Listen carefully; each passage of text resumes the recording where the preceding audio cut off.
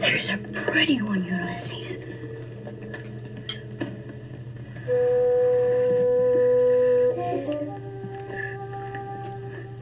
There it is. Hello, BookTube. I'm Sean Breathes Books. Welcome back to my channel and another Friday Reads. Oh, am I rested today? I got some good meds from my doctor the other day, and one of them is codeine, and I think it's codeine that's knocking me out. So I am sleeping beautifully, and my cough is noticeably better. But I slept and slept today. I woke up at 2 o'clock. I woke up at 8 o'clock, did some reading, had some breakfast, and went back to bed from about 10 o'clock to 2 o'clock. So I think I'm ready to start my day. I'm on an antibiotic and codeine and another pill first that might be treating possible stomach stuff. Antacid, what do you call that? Nasal, whatever it is. The doctor said, let's just treat everything it might be and hope for the best. Now, I hope to hell that it's not the codeine that is having the positive effect, because I've only got a week's prescription, and as you probably know, codeine has become a very heavily regulated pharmaceutical product. I don't think my doctor or anybody else would ever give me an extension, a refill on the codeine. So if that's what's doing the work, I'm in trouble. But hopefully the antibiotic is also doing something, and that it is some kind of bacterial infection. Anyway, certainly I'm coughing a lot less and feeling a lot better. When I went outside yesterday, I started coughing like a maniac despite having taken 2 codeine pills just before, and that really unnerved me. So that we're not out of the woods yet, but when I stay home and mind my own P's and Q's, I am coughing quite a bit less. So may it continue. And that's basically my personal news.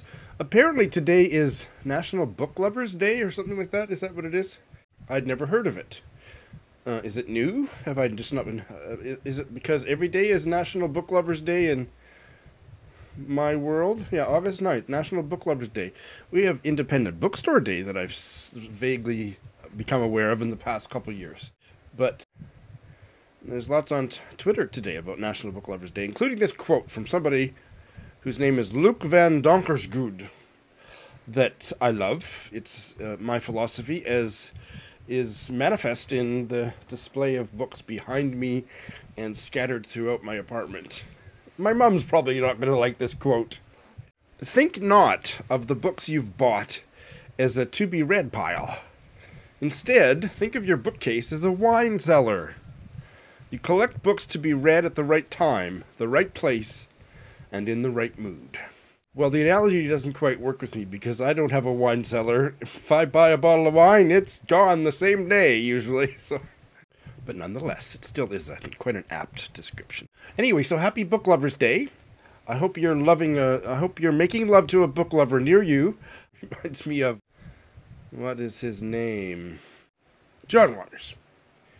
John Waters is who I'm thinking of, and what is his famous quote about book lovers? I guess the question was about presents, and his answer was, I always give books, and I always ask for books. I think you should reward people sexually for getting you books. Don't send a thank you note. Repay them with sexual activity. If the book is rare, or by your favorite author, or one you didn't know about, reward them with the most perverted sex act you can think of. Otherwise, you can just make out. Words to live by. So, now you have an added incentive to give me a book for National Book Lovers Day. All right, moving on. Well, that's a great segue. Probably not the greatest segue into a really fabulous conversation with this week's mystery guest. And this week's mystery guest is the British novelist Judith Hennigan, joining us from Winchester in the UK. Hello, Judith. Hello, Sean. Thanks very much for having me. Well, it's so great to meet you this way. And I have to say that Judith and I did not plan our wardrobe today, but look at the way our blouses resonate one with the other. This is just fabulous. Absolutely. Judith, yes. Judith came onto my radar with the publication of her first novel from 2019, Snegorochka, which I read in 2021 and very much enjoyed. And so I've been keeping tabs on what she's up to ever since. And her second novel just came out 2 or 3 months ago, certainly 2024. Yeah, Bird Eye. May 2024. And here it is, Bird Eye. And now, how should we get started? Why don't we start with your most recent second novel? Tell us about Bird Eye, Judith. Right. Well, Bird Eye is set in the Catskill Mountains of upstate New York. So I've traveled far away from home, really. And it's set in the present day. Well, probably more like it's pre-COVID. So I'd say 2009. Let's say 2019. And it's about a woman, a 67-year-old woman who is British by birth, but she has lived in the Catskills for most of her life, for about 50 years, in fact. She arrives in the States in 1969 and sets up a kind of commune. Very much she wants to live as part of the counterculture. She has very particular ideals and ways that she wants to live. And she pulls this community around her in a kind of an old wooden house above a river, above the Esopus River in the Catskills, in the valley there. And the novel opens 50 years on, so she's 67 now. And the community has been going all of this time. So many people have come and gone. You know, it's very much in the spirit of welcome, and strangers are welcome. And there has been a core group of people in the community, but also so many people passing through over the years. Now the community is starting to fade. It's past its heyday. She's 67. She's starting to think, okay, what happens next? Those who are still with her are looking to wind things down. And then on the first page of the novel, a young stranger shows up one April morning and throws everything up in the air. That really sort of kickstarts a chain of events that show that the life of the community isn't over. It's going to face all kinds of challenges and continue to face challenges. And really, it's about what happens when we think the story is over. And it's not at all. She has a daughter. Well, she has two daughters who are now 50. One of them has fled the community and has, in a way, gone back to her roots, has gone back to London to become a very successful lawyer. So she has rejected a lot of her mother's ideals. Her other daughter has very specific lifelong needs, really, is very dependent on her mother. So she has remained in the community, and the community has kind of been built around her. And as Liv is getting older, people are starting to ask questions. Are you still the right person to be caring for your daughter? Is the commune still the right place for you to be? So all of these things are questions for Liv as this young man arrives and pushes all kinds of buttons in the commune. Well, as I listen to you describe this novel, it reminds me of Snegorotchka in one sense in particular. We're going to talk about Snegorotchka a little later, but that I can't decide whether to call you a plot-driven writer or a character-driven writer.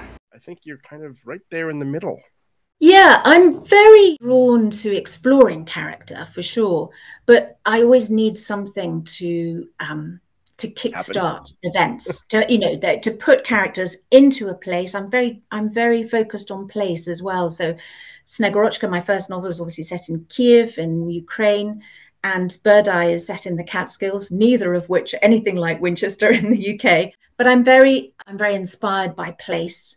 You pop some characters into a place and see what happens. And so in Snegorotchka, the main character arrives in the city. She is the stranger arriving in Kiev and sort of is dropped into that. Whereas with Bird Eye, Liv has been there 50 years. She considers this, although she was born in Britain, she absolutely considers this her home. This is her place. This is where she belongs. And a stranger comes into that to be the disruptor. So I guess I am a lot of the time writing about what it means to belong to a place and what it means to be an outsider in a place. And I think you have a lot of lived experience about that because you've lived all over the world. And correct me if I'm wrong, but I believe you've lived in the Ukraine or in that part of the world for a significant amount of time, as well as, I believe, in your childhood in New York State. Yeah, I mean, I'm very rooted in Winchester. You know, that's very much where I grew up and where I live and work now. But I have spent quite a lot of time in other countries. So when I was a child, yes, my dad worked for IBM, and there's a big IBM place in near Winchester, and we were sent on assignment, or he was sent on assignment, and we followed, myself and my siblings and my mum. So I was 8 years old. We turn up in Woodstock, in fact, just at the edge of the Catskills, the village of Woodstock, and near Kingston as well. And I'm 8 years old, and I've come from really quite a sort of grey, that's how I remember it, grey Britain. The Catskills, when you're 8, everything is about the sensory experience, isn't it? That's everything that you remember. The colours, the flavours, the sounds and the smells of this place were just so exciting for me as an 8-year-old. And so that sort of solidified into this really vivid set of memories. We ate this amazing food that we'd never experienced in Britain. We had so much more freedom, actually, than I had in Britain. We camped, we ran amok, really. And I even remember that my dad started wearing jeans in the Catskills, which says a lot. You know, there was this sort of opening up for all of us, I think. And so for me, it's always been a very memorable place in my, part of my life. And I went back there. I've been back there a few times on kind of walking holidays and research trips since. And that's just solidified really my kind of, love for the Catskills. Whereas with Kiev and with Ukraine, I went there because of my husband at the time was a BBC journalist and was sent out to Kiev just in that post-independence period. So Ukraine became independent, Soviet Union collapsed, became independent in 1991. We went out at the end of 92, and we were there for a couple of years. But I had a very young baby. I had a baby during that time. The baby was born in the UK, but I took our son out when he was about 3 months old. And of course, that is what happens in Snegorotchka. This young English woman pitches up. She's married to a journalist. She's got a 3-month-old baby. It starts to look like it might be my life. It's not. What she's doing is she is walking in my shoes. She's living in the flat that we lived in. I needed to ground myself in what I knew and what I remembered. But she's not me. She makes different choices, has lots of different, quite complex problems. So she's not me, but I'm definitely using my own experience of place there, for sure. She was an unforgettable character. Rachel was her name? Rachel, that's right, yeah. Yeah. Just indelible. I was just swept away by the character work in that novel. So congratulations on that. That was incredible. Thank you. So if it's not a spoiler to tell us why Bird Eye is called Bird Eye, why is Bird Eye called Bird Eye? Well, Bird Eye is the name of the house, and so it becomes the community or the commune that Liv forms is called the Bird Eye Colony. And the house is called Bird Eye because it's one of those wonderful old wooden sort of 3-story house with a kind of wraparound porch. It's falling down a bit, over 50 years without much money. You can imagine the state it's in.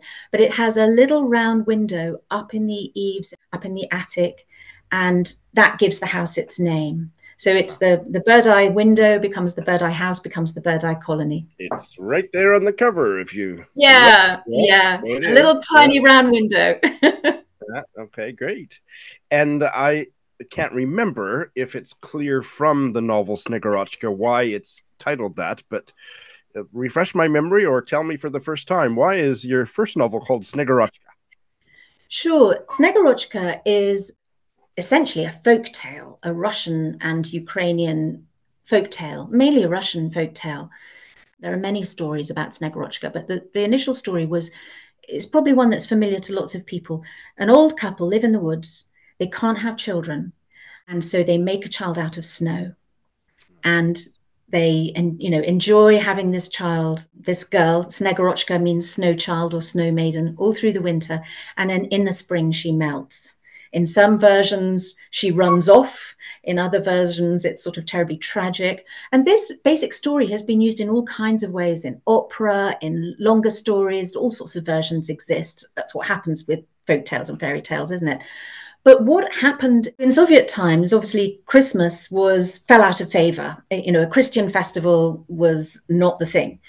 And my understanding is that Stalin, the people around him, were casting around for an alternative for that feel-good, coming together kind of moment, focused on New Year. And they pulled together two completely separate folktale characters, Snegorochka, the Snow Maiden, and Grandfather Frost, Diedushka Moroz, the very stern, fierce Grandfather Frost who sweeps in and is a little bit scary. So we've got Grandfather Frost, and Snegorochka becomes his handmaiden or his sort of granddaughter, and they together bring presents over the new year. They fulfill that function, really, that that we have in the West of sort of, Father Christmas or other versions of that. And so what I was interested in, and why I called the book Snegorochka, it's a bit unwieldy. I have had some issues with that over the period of publication because it's a difficult and unfamiliar word. But for me, Rachel, this young woman pitching up in Kiev, is an interloper, rather like she just appears, rather like the Snow Maiden. But who is she? Who is she really? Is she going to make an impression? Is she just going to disappear? There were those aspects. And then also all the cultural aspects of the way Snegorochka now is used to sell products. She's such a familiar and famous figure in Ukraine and in Russia, as familiar as our Father Christmas. She will wear a white rimmed hat, a blue sparkly outfit. All the little girls have Snegorochka costumes, but she also becomes slightly more, I guess, sexualized as well in terms of selling cars, selling fizzy drinks, being used in that kind of way. And that's interesting how, we take a character from a folk tale or a fairy tale and use it for our own purposes all along. And I kind of felt like that said a lot to me about Rachel. She didn't know who she was, and other people didn't know quite who she was either. And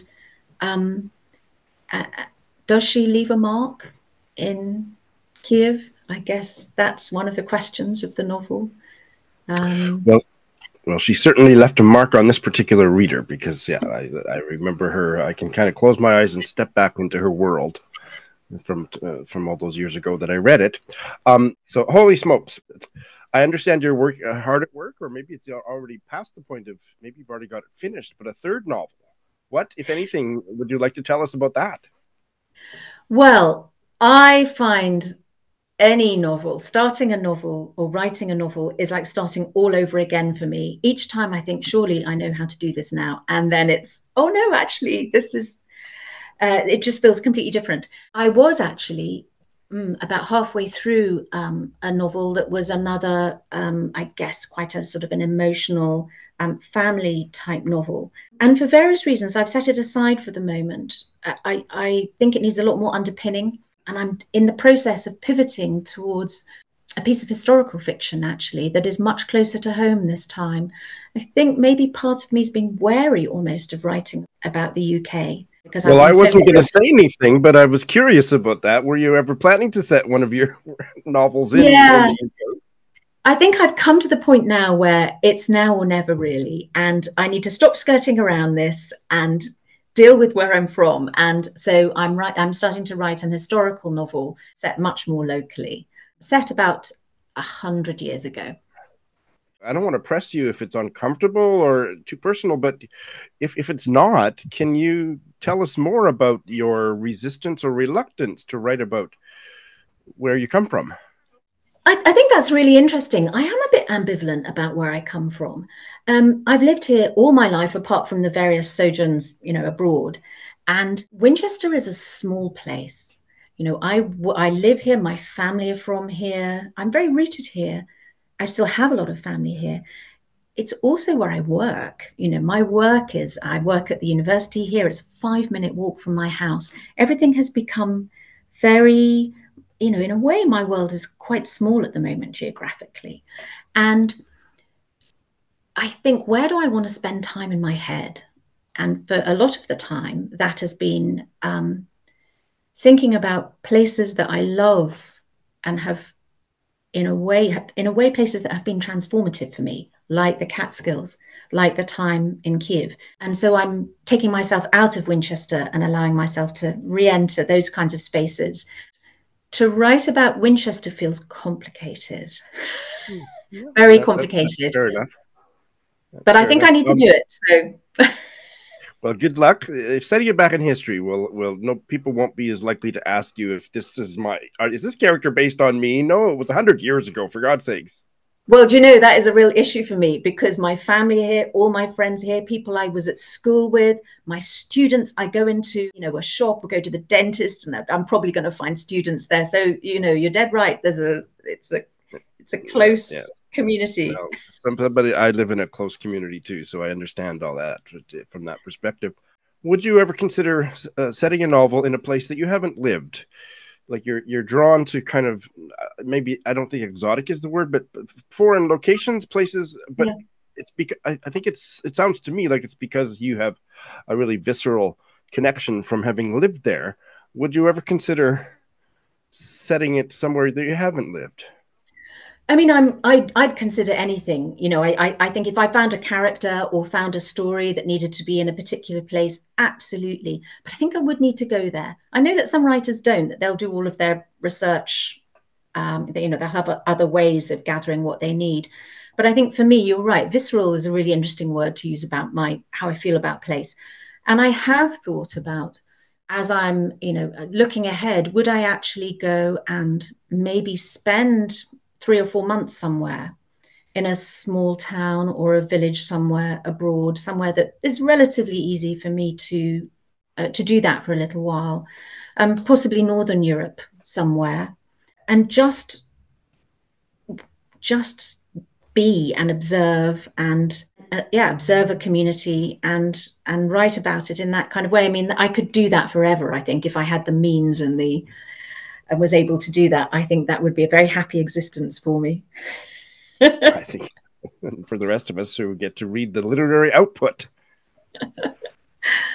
I'd like to hear about Judith Hennigan, the reader. What have you been reading recently, or even not so recently, that you'd like to recommend? Yeah, I love books that are about place and where place features very strongly. There's, I think he's an American writer that I've really been enjoying recently, Daniel Mason, and his book that I think came out last year, towards the end of last year maybe, The North Woods, is set somewhere in the North Woods of New England.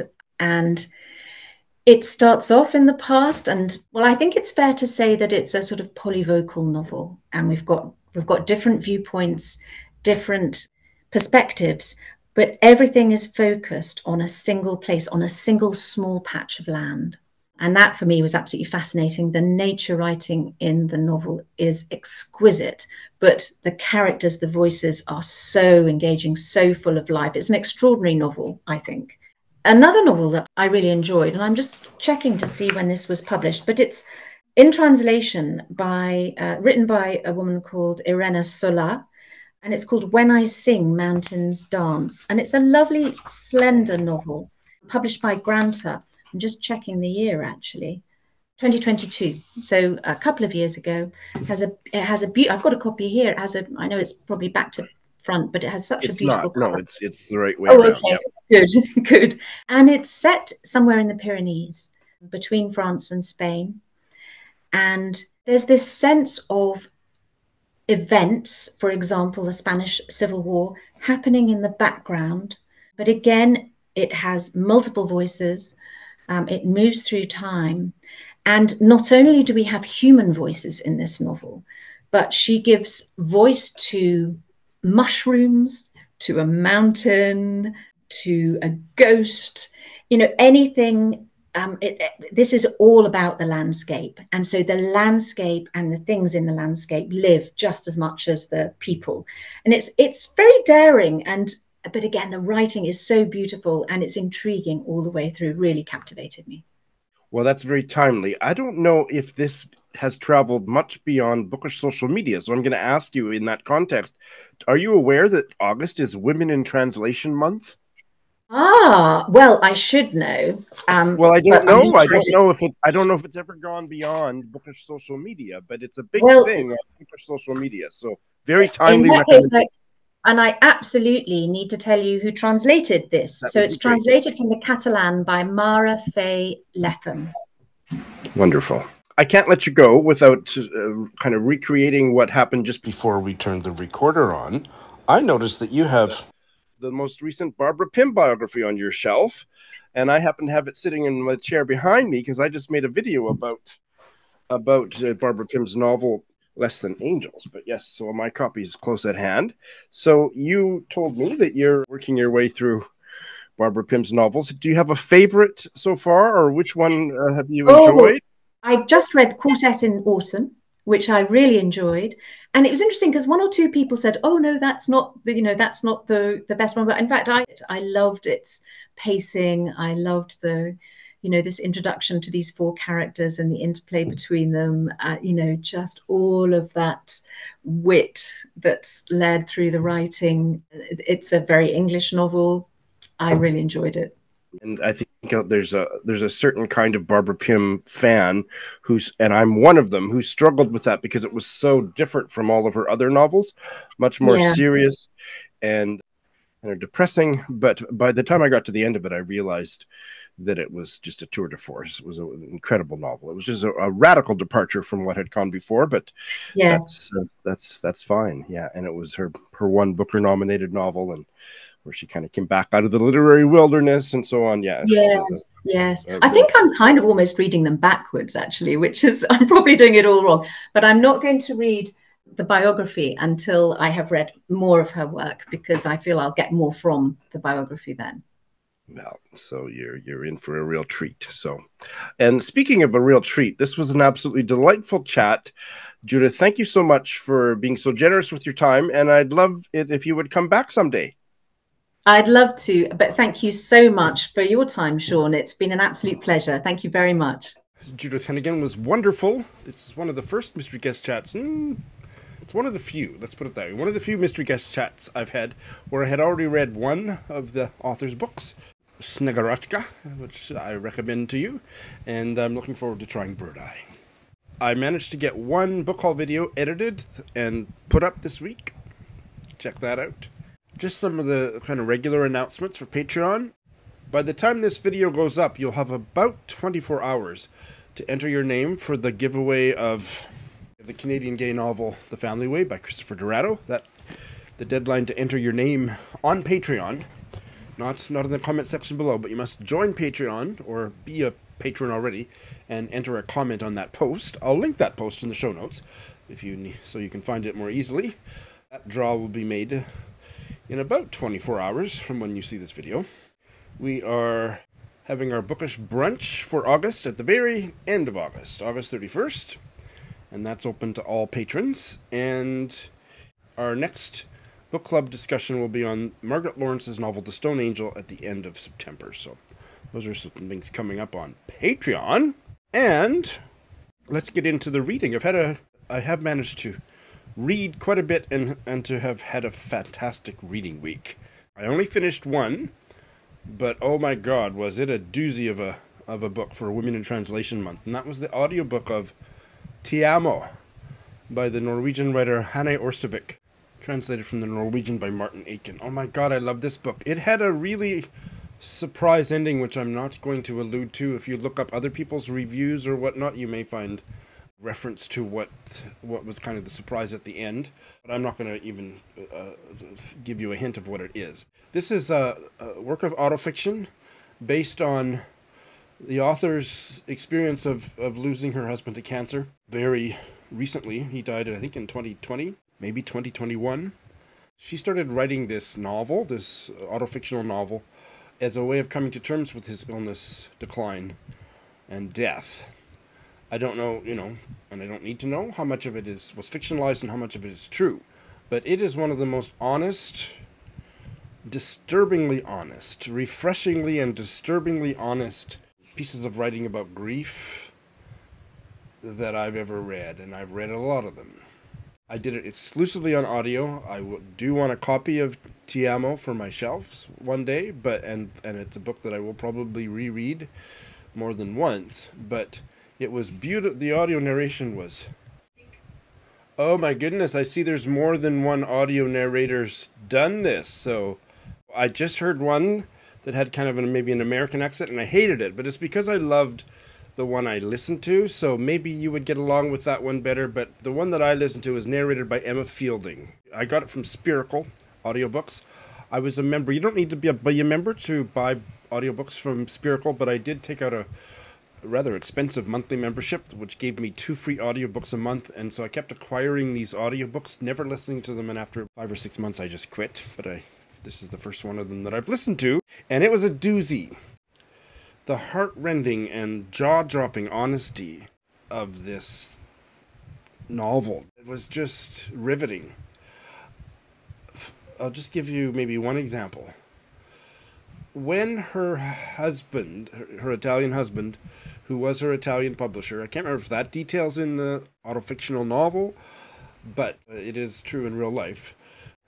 They'd only been together, I think, a total of 4, maybe 5 years, and for most of that time he was sick. So by the time she moved to Milan to live with him and they bought a house or something together, he was already starting to get sick. So that affected the grief that it was such a new relationship.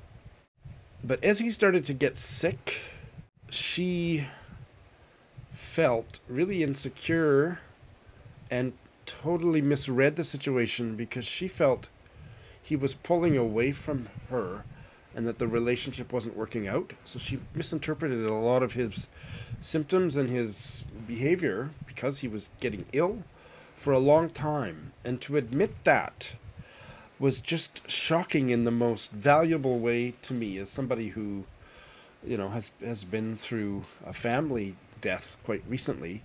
To have somebody write so thoughtfully and so honestly about stuff like that, what an incredible piece of writing. Now, something happens in her experience very near the end of her husband's life that will be uncomfortable. I don't mean it, you need a trigger warning. I don't think this is a trigger warning type of thing. It's very disturbing, and she handles it so sensitively and again with this radical honesty and describes it so beautifully. And it's a really tough topic when mixed with death, dying, and grief. Very sensitively and beautifully handled. So this is a book that's going to stay with me for a long time. And I had read Hanne Orstavik's novel called Love in English, translated by Martin Aitken 5 or 6 years ago, and loved it. This is even better than that, and it makes me want to catch up with all of her other work that's been translated into English, because this was magnificent. I just found out on Twitter today that another novel's coming out in English translation next year, also published by Archipelago Books, called Stay With Me. Editing Sean here. I completely forgot to say that I also finished the Barbara Pym novel from 1955, Less Than Angels, last weekend, and had a lovely Zoom chat with Robin.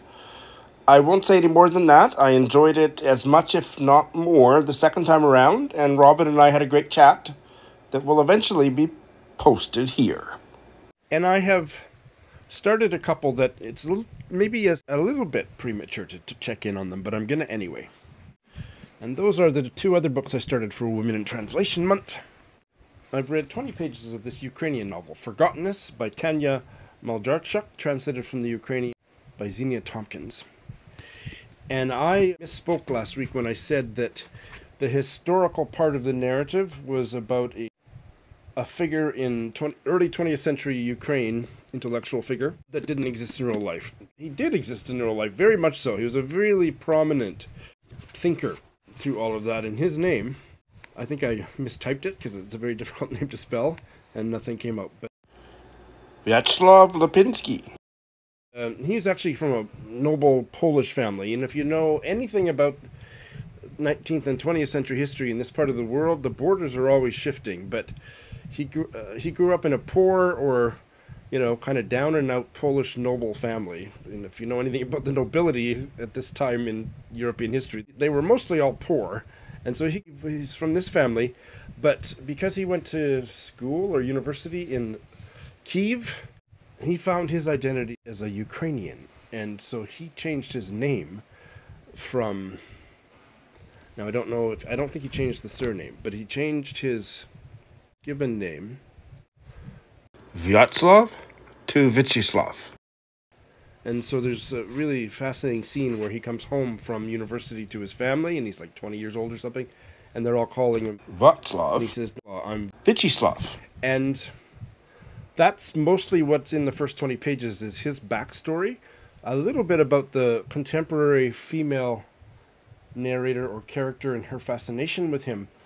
He had a lot of health problems, kind of mirror my own, so it was really quite heartrending to read about how debilitating his poor lungs were, and he had to keep moving around to find a climate, and he had a devoted, not maid, but what I'm not sure what the word would be, but a woman looking after him, and he basically stayed at home and wrote and political missives about Ukrainian identity and independence before his death in 1931. Fascinating, actually. Really fascinating and quite well written.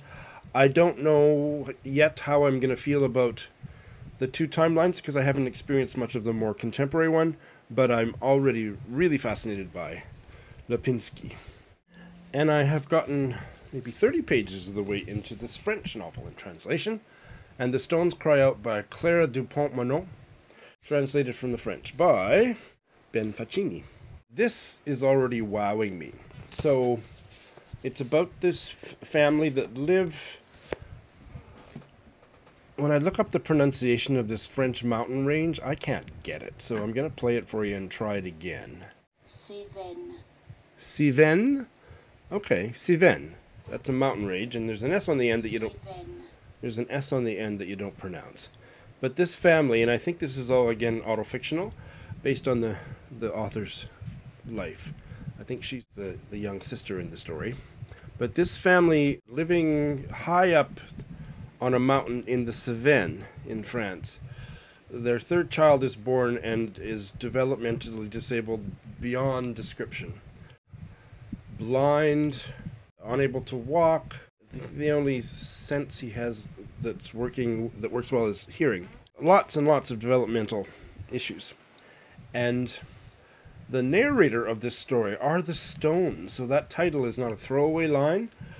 The stones of the walls of the house and of the fence around the property, and the stones of the mountain, all of those stones collectively are the narrator. And that, I'm not sure it's going to work over 175 pages, but in the first 30 pages it was very effective and strangely moving. And there's a lot of imagery of stones throughout the story. I also love the fact that there's no names used. So there's the older brother, the firstborn, the sister, and what are they calling the kid?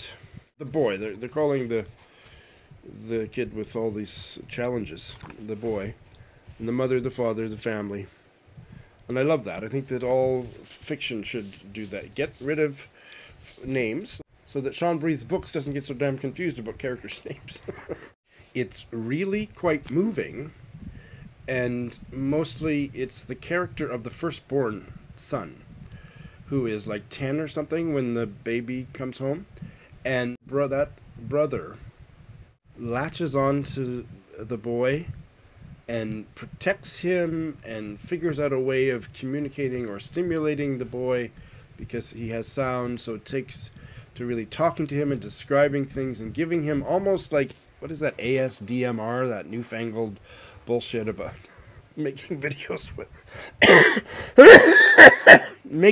with lots of sound or whatever. ASDMR, well, you know what it is. I don't know what it is, but he's doing this kind of thing taking him outside and hearing twigs rubbing together and stones and all that stuff.